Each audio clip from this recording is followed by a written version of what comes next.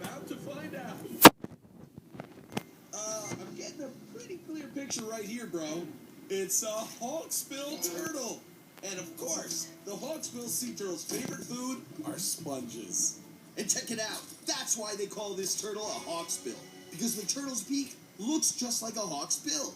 And it's designed for cutting into sponges.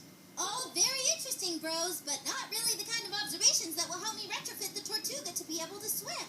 Oh yeah, we can't lose this turtle. Let's hitch a ride.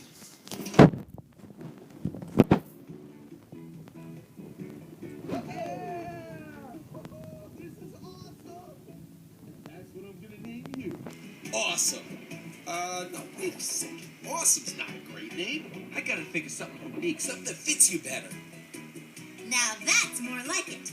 All right, Kratts brothers, what have you got?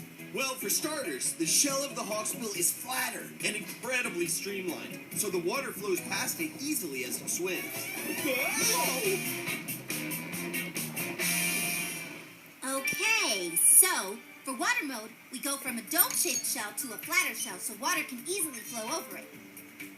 And with a shell like this, a sea turtle can go on a marathon swim of hundreds and hundreds of miles. Or sprints of up to 15 miles per hour. Oh, hang on, Martin! I am! Whoa! Hey, Aviva, we got something here. Oh, yeah. What? The front flippers power the turtle's swim by pumping up and down. And the rear flippers provide the steering.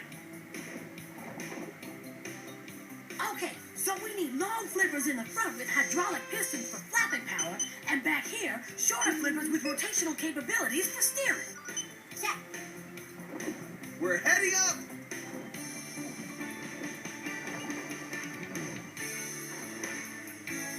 Hi, Aviva! Hi, guys. The turtle can stay underwater for a long time.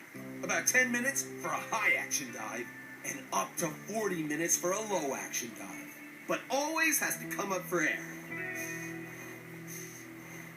Okay, so it looks like the hawksbill turtle breathes from nostrils at the top of its snout. So why don't we put the Tortuga's new air intake valves right here? And I'll install bigger air tanks inside for oxygen storage. Hey, Jimmy. Huh? Could you take the master key out of the ignition interface? We don't want to have the Tortuga accidentally starting when we're in the middle of a modal retrofit. Got 'em. And hang on to them. They're our only set. I got him. What are you guys up to anyway? Well, it looks like we're getting a turtleback tour of the reef. Hey, there's Blimpy the blowfish. Oh, yeah. And our old buddy Ocean Pony the seahorse. And hey, there's... I don't remember him. Yeah, that's because he's somebody new. A tiger shark. Whoa!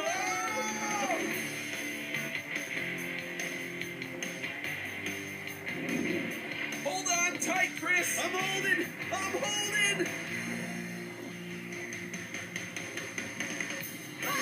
Chris! Whoa! The tiger shark is gaining. Whoa! Whoa! Our sea turtle is using his shell like a shield. And that's what I'm gonna name you, Shield.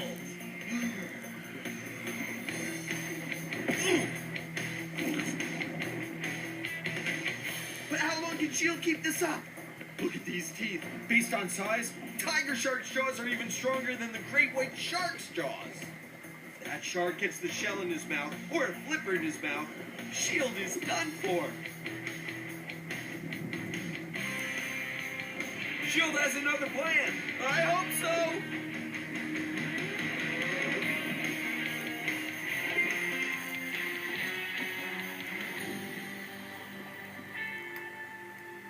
Whew, that was close.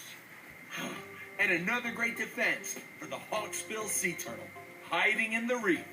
Yeah, and that hawksbills are reef turtles, so they can use the coral reef structure to feed them and hide them.